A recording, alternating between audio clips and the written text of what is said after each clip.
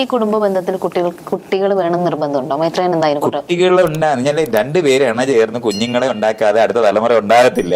അതിന് കുടുംബത്തിനകത്ത് കൊച്ചു വേണമെന്നുള്ള ചോദ്യമില്ല. രണ്ടുപേര് തമ്മിൽ ജീവൻ തുടരുന്നതിന്റെ സാധനമാണത്.